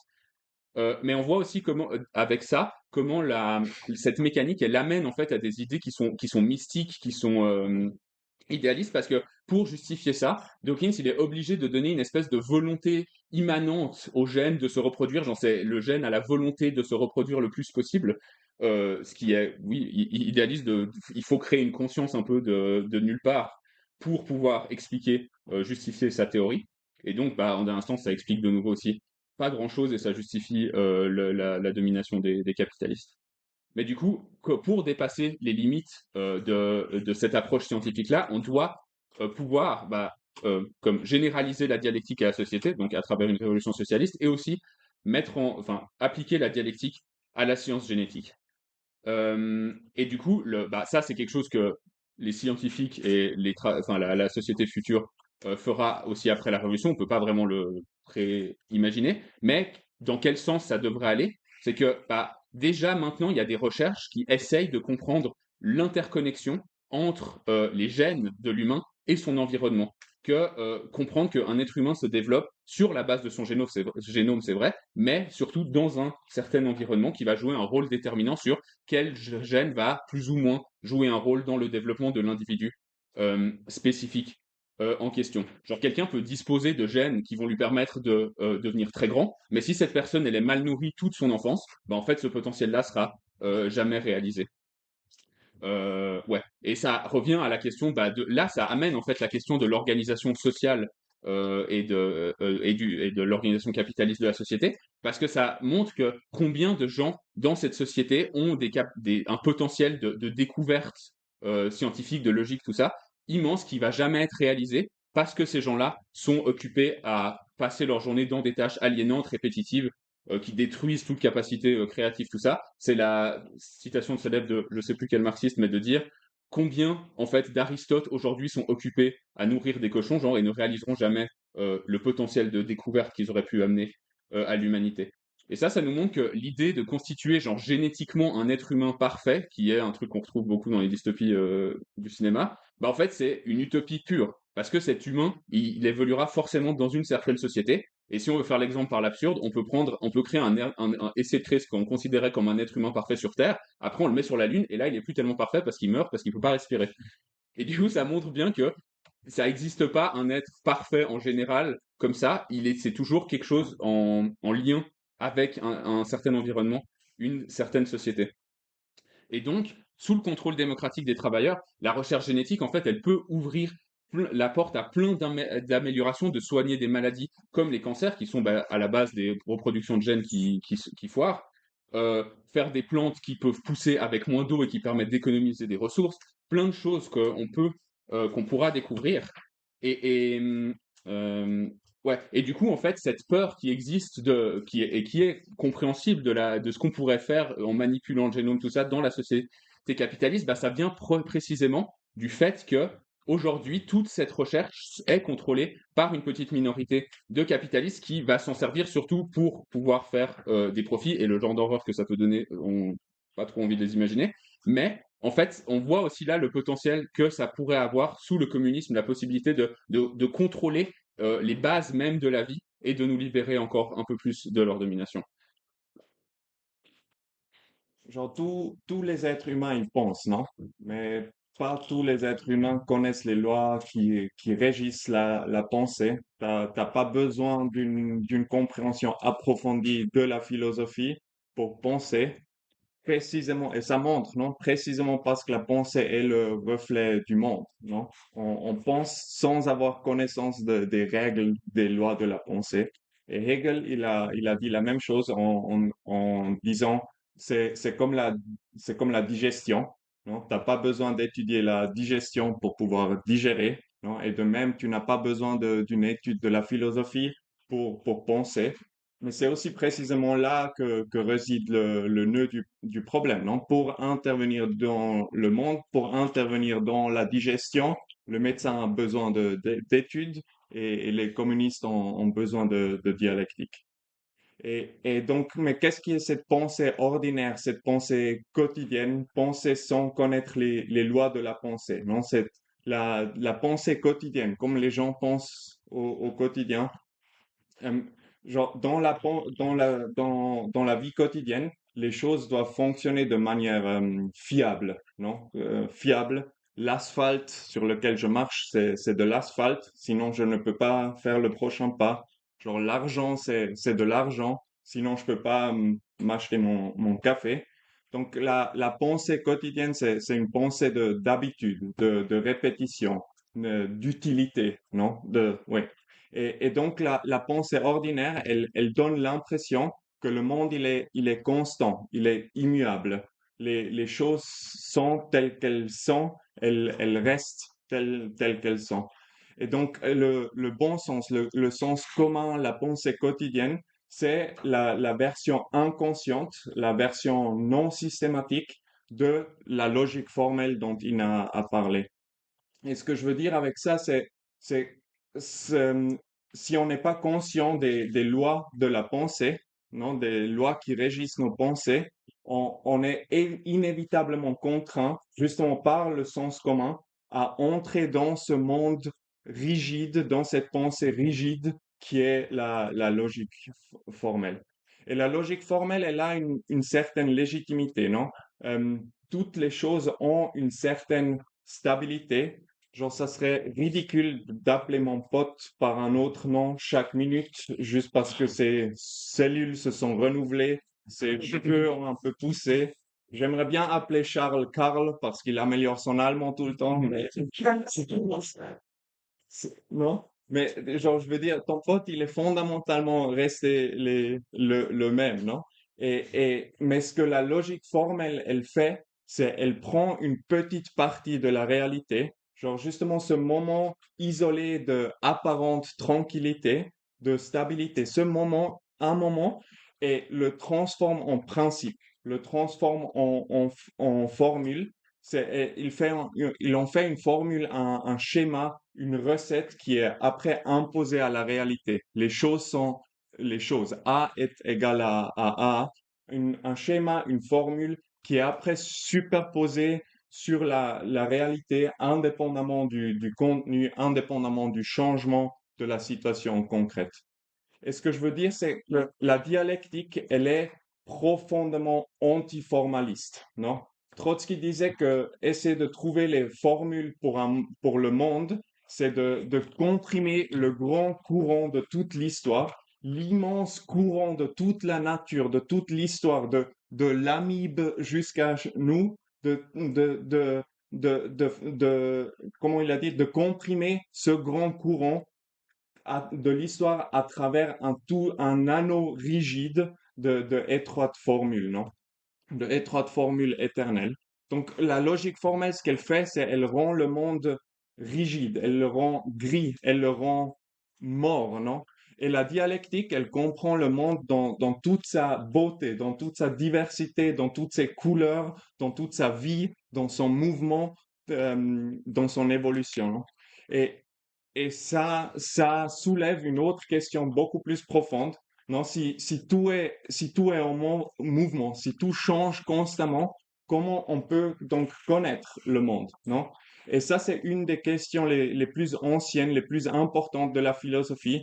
Qu'est-ce qui est réel? Qu'est-ce qui est plus vrai? Ce que nous voyons, ce que nous entendons, ce que nous ressentons directement, ou est-ce que c'est la pensée? Non? Qu'est-ce qui est plus vrai? Les pièces de monnaie que j'ai dans ma poche, que je peux toucher, que je peux entendre, non? Ou est-ce que c'est la généralisation argent, argent que je ne peux pas toucher en tant que tel, non? Et ce que je veux dire, c'est le formalisme, non? La pensée quotidienne ne peut retenir que une des deux options, non? Soit A, soit c'est B. Non? Un exemple peut-être que je pense tous ceux connaissent qui ont déjà eu à voir avec des troubles psychiques, avec long Covid et des choses comme ça. Tu vas chez le médecin, tu te sens malade, mais tous les résultats d'analyse de sang sont normaux, non? Donc, et le formalisme des empiristes, il va dire, je me sens faible, donc je dois être malade. Point final, je ne dois pas savoir plus sur la maladie. Et le formalisme des rationalistes dit, les résultats des analyses ne montrent rien, donc je ne peux pas être malade. La norme, l'idée abstraite de la maladie est considérée comme la vérité, indépendamment des sensations, des apparences et tout ça. Donc, d'où vient la vraie connaissance, non? Et la vraie connaissance, elle commence par les apparences, par les faits, par les propriétés physiques des choses, parce que nous n'avons rien d'autre sur quoi nous appuyer. Mais après, alors, il s'agit de décomposer les différents facteurs, non? Un bon médecin, il va analyser les symptômes, le niveau de stress, la génétique, l'environnement social et ainsi de suite. Et à partir de là, grâce à ses compétences, il peut reconnaître l'essence de la maladie. Non? Donc, l'essence d'une chose s'exprime à travers ces multitudes d'apparences, ces multitudes de manifestations dans leur rapport. Et plus encore, ça va encore beaucoup plus loin, la véritable essence des choses, elle est en mouvement, non?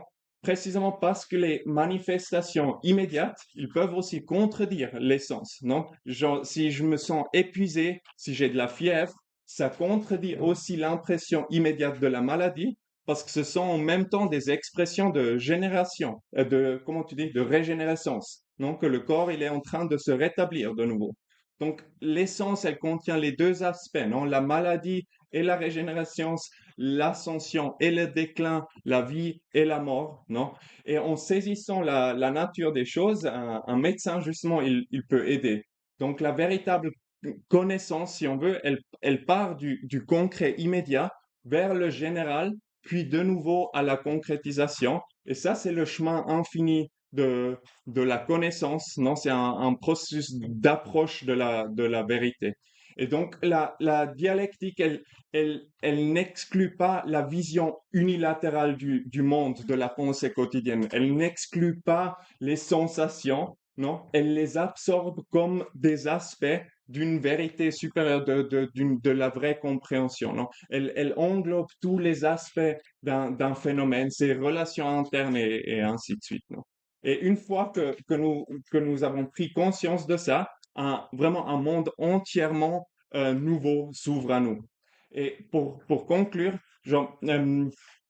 pour guérir une simple grippe, il faut pas être un méga dialecticien, non? Mais après, quelle est l'essence de la classe ouvrière, non? Avec 6 millions de travailleurs dans le monde, d'innombrables injustices, de révoltes et tout ça, quelle est l'essence de la Chine, non? Quelle est l'essence de la révolution? Ce que je veux dire avec tout ça, il n'y a pas de recette, il n'y a pas de formule pour comprendre le monde, non? On doit comprendre les choses concrètement, on doit les étudier concrètement en découvrant les lois du mouvement, du changement dans les choses en elles-mêmes. Et je crois que des fois, chez des communistes, aussi chez des jeunes communistes honnêtes, comment dire, il y a souvent, ça peut susciter un besoin d'avoir des réponses toutes faites, de formules, de solutions dites concrètes, non? Et pour paraphraser Trotsky, lui, il disait, euh, ils veulent des solutions soi-disant concrètes, des solutions concrètes, mais en réalité, ils demandent des recettes pour le livre de cuisine de la lutte contre le capitalisme, non? Et un tel livre, il ne peut pas exister. Le monde, il est trop beau, il a trop de couleurs, il a trop de facettes. Mais Trotsky, il disait, grâce à une compréhension approfondie de la méthode et une analyse concrète, nous parviendrons à des solutions concrètes, à des problèmes concrets, non, quelle que soit leur complexité. Bon, c'est parfait, je peux bien rebondir sur ce que Derso vient de dire. Et en fait, la dialectique, elle explique que tout est en mouvement et existe dans ces interconnexions infinies. Et donc, si on veut comprendre ce monde, il faut une pensée qui reflète ça, une pensée qui peut capter le mouvement et les interconnexions. Et je pense que si on dit ça comme ça, tout le monde est d'accord. On va presque pas trouver une seule personne qui va nous contredire et qui va dire que non, mais en fait, il faut regarder les choses de manière statique. Non, mais en fait, il faut regarder les choses de manière isolée. C'est pas vrai qu'il faut regarder le contexte plus large, qu'il faut regarder le processus historique. Personne va nous dire ça. Donc, de manière générale, tout le monde accepte les principes de base du matérialisme dialectique ou de la dialectique, mais en même temps, c'est pas comme ça que les gens pensent. C'est ce que Derso vient d'expliquer. La plupart de notre pensée suit la logique formelle, le sens commun. Il opère avec des catégories statiques et il essaye d'isoler les différents trucs. Et la logique formelle, essentiellement, elle dit A égale à A. Et ce qu'elle fait, c'est qu'elle exclut toute forme de contradiction. Et la contradiction pour la logique formelle, c'est quelque chose de illogique. Et donc, il faut absolument éviter de penser de manière contradictoire. Et ce que Hegel, il a opposé à ça, c'est juste de dire que, oui, mais en fait, la réalité, elle est contradictoire. Parce que déjà, le mouvement en soi, il est contradictoire. Si tu regardes quelque chose qui bouge, ce truc qui bouge, en même temps, il est ici et ailleurs, justement parce qu'il bouge.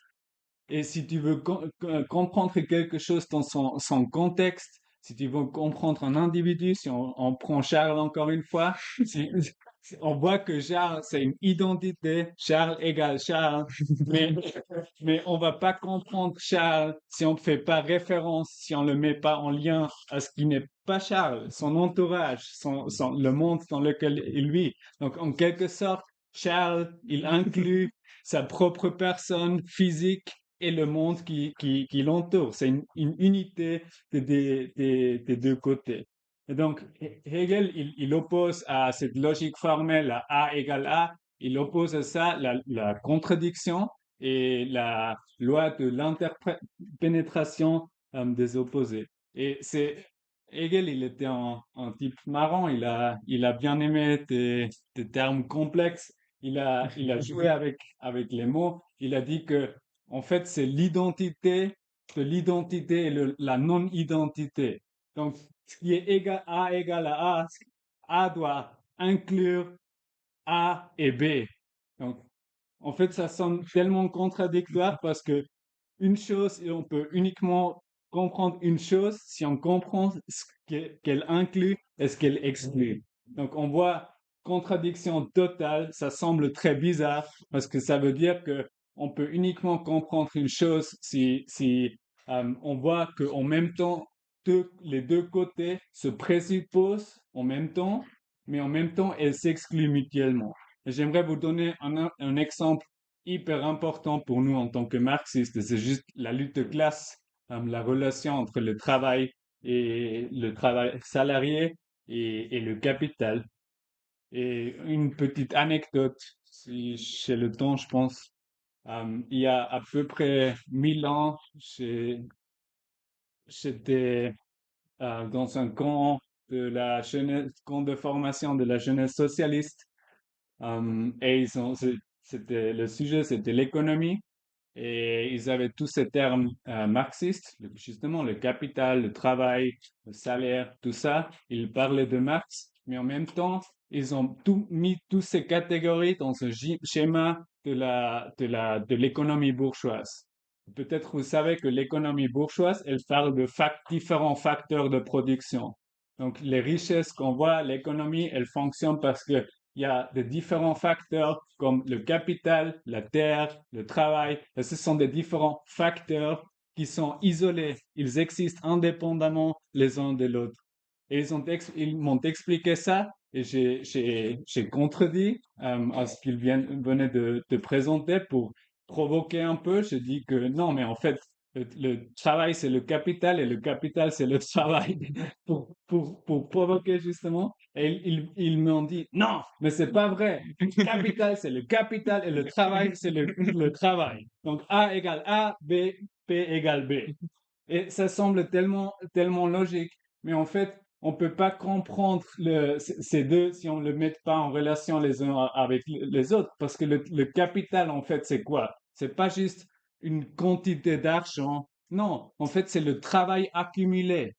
C'est des travailleurs qui ont produit des richesses et qui sont la propriété de certaines personnes. Donc, on a une quantité d'argent qui est elle-même le produit du travail d'autres personnes, mais cette quantité d'argent, ce capital, il sert à nouveau à embaucher à des travailleurs salariés qui eux-mêmes, à nouveau, produisent avec leur travail de la richesse que de l'autre côté, les capitalistes, ils accumulent et ils s'approprient. Donc, les deux côtés sont liés. En fait, justement, comme je viens de dire, on voit que ce sont deux formes d'un côté, deux côtés du même processus. Et Marx, il change même les termes pour expliquer ces deux côtés. Justement, le capital, en fait, c'est du travail accumulé ou c'est du travail mort. Donc, on voit, c'est une forme de travail. Le capital, c'est une forme de travail. Et de l'autre côté, le travail salarié, c'est une forme de capital dont le processus de l'accumulation de capital, c'est ce que Marx appelle le capital variable.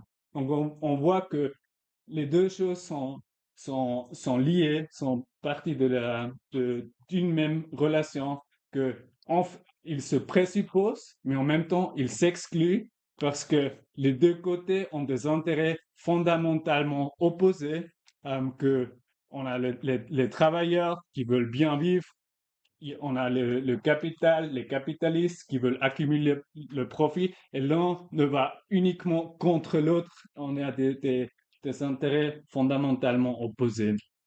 Et je dirais que tout ce que je viens de dire, peut-être ça semble un peu marrant de jouer avec ces catégories, qu'en fait, le capital, c'est du travail accumulé, c'est juste une autre forme de travail, et à l'envers, c'est stylé d'appeler ça comme ça, mais en fait, ça a des conséquences pratiques, politiques hyper importantes.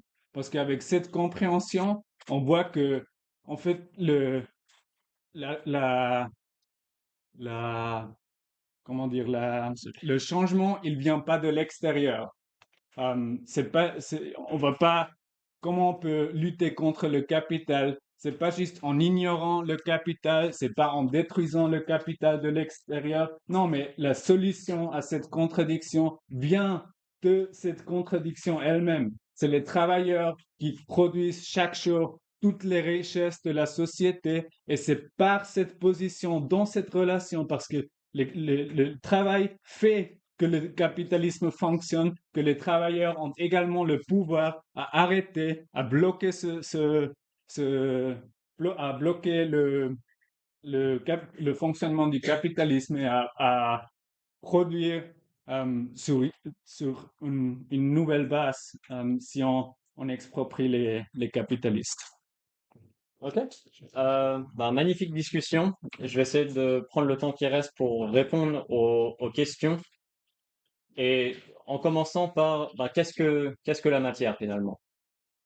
Et bah, très basiquement, je pense la matière pour les matérialistes, on peut dire c'est l'existence physique qui existe indépendamment du psychique, cette réalité objective qui nous est donnée par les sensations, cette donnée première. Et ça, c'est une définition assez simple, sans jeu terminologique, sans invention nouvelle ou quoi que ce soit.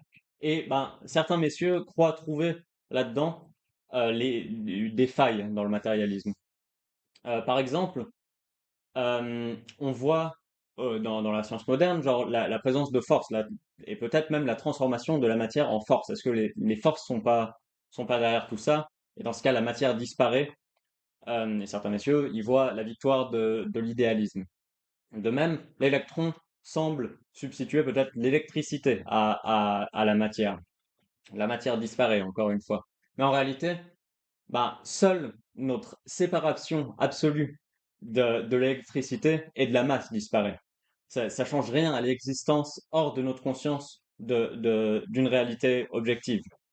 Notre conception de la matière, en réalité, à travers ces observations sur la force, l'électricité, etc., elle est approfondie, elle n'est pas niée. La matière, elle est en mouvement, elle est parcourue de force, elle est parcourue de pôles magnétiques, d'électricité, etc. Tout ça, c'est des propriétés de la matière. Et la pensée elle-même est propriété de la matière hautement organisée. Avec la dialectique, on ne fait qu'approfondir notre compréhension de la structure de la matière.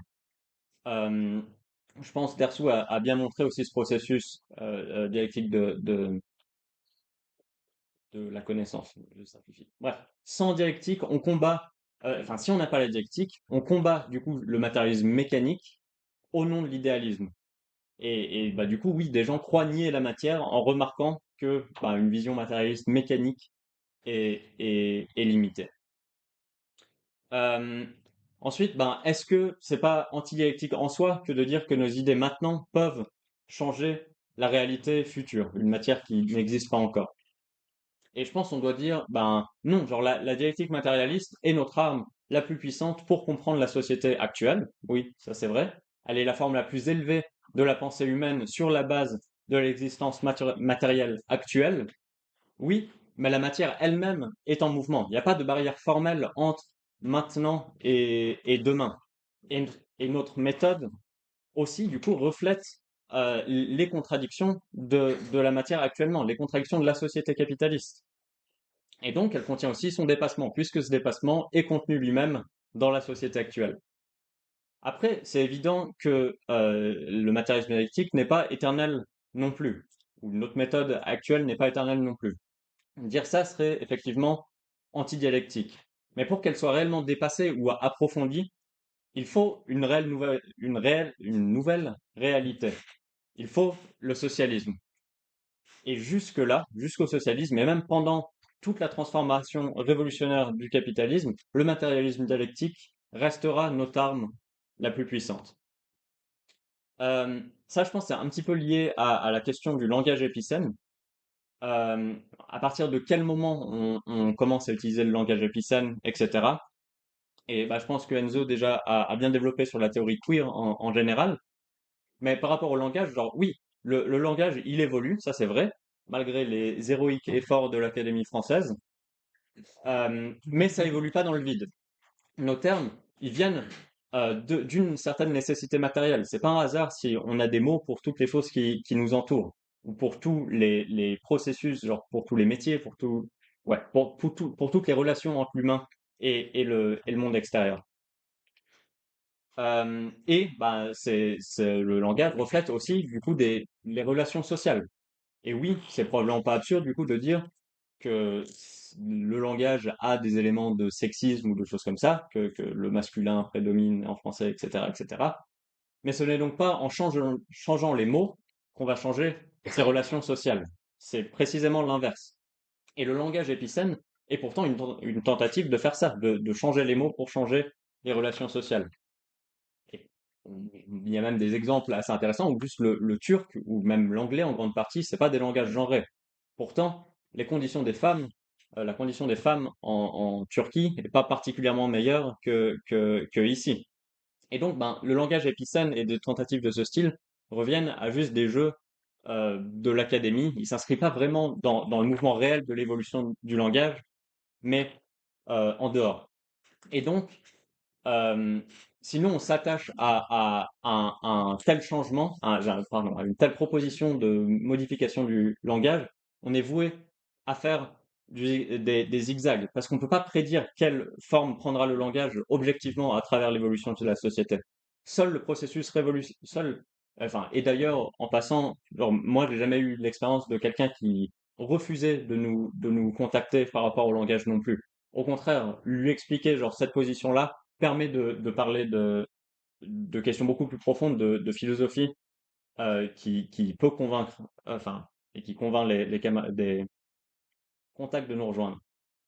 En fait, seul le processus révolutionnaire lui-même pourra déterminer les nouvelles formes de langage. Autre question, ouais, on dit les antagonismes de classe, c'est le moteur de l'histoire, mais il n'y a plus de classe après la Révolution, donc plus de moteur. Et effectivement, dans le manifeste du Parti communiste, une des premières phrases, c'est l'histoire de toute société jusqu'à nos jours n'a été que l'histoire de la lutte des classes. Et oui, bah, c'est un peu un problème parce que si le moteur de l'histoire n'existe plus dans le socialisme, que le socialisme lui enlève son moteur, est-ce que le socialisme se réduira juste à une carcasse qui moisit dans un parking parce qu'il pourra plus bouger?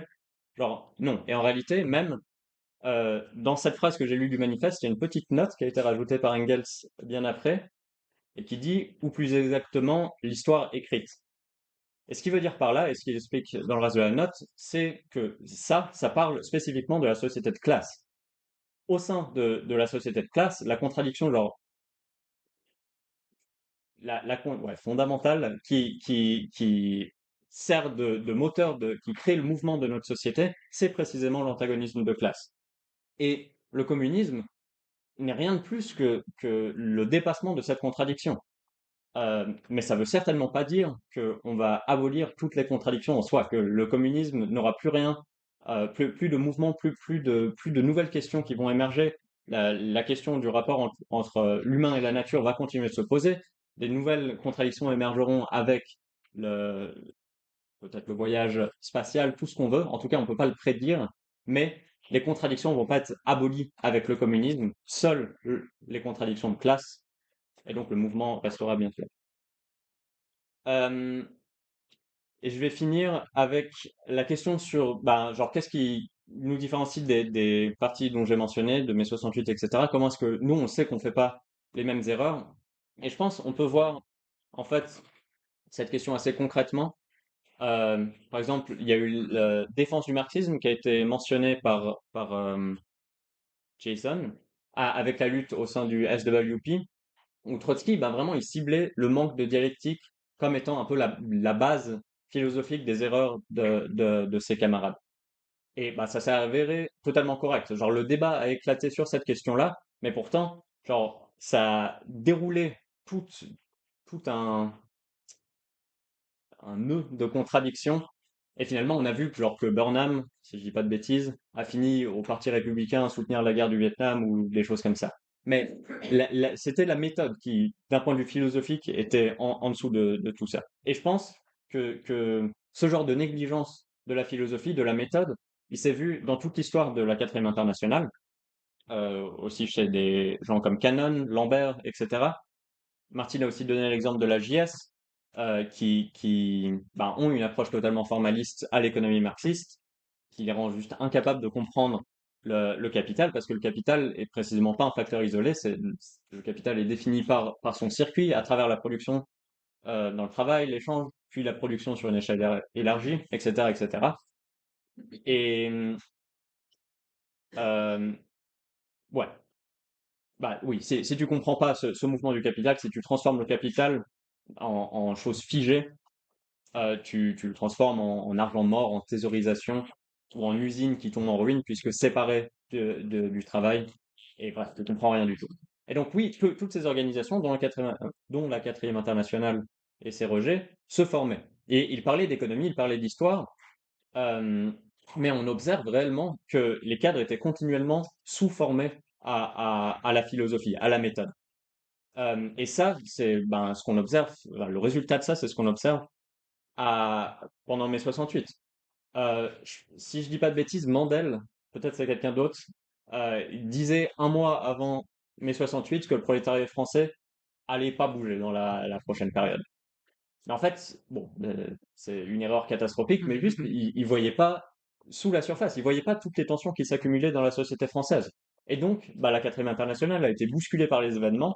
À chaque tournant, ils étaient en retard, ils étaient surpris, parce qu'ils cherchaient des recettes toutes faites à la réalité concrète, à la réalité concrète. Et bah, c'est ça qui aussi, à terme, les a conduits sur le chemin du réformisme. Notre tendance, l'internationale communiste révolutionnaire, elle a remarqué ça et elle s'est construite sur la correction de cette erreur. Alors, Reason and Revolt, c'est notre document fondateur et ça parle de dialectique de la nature.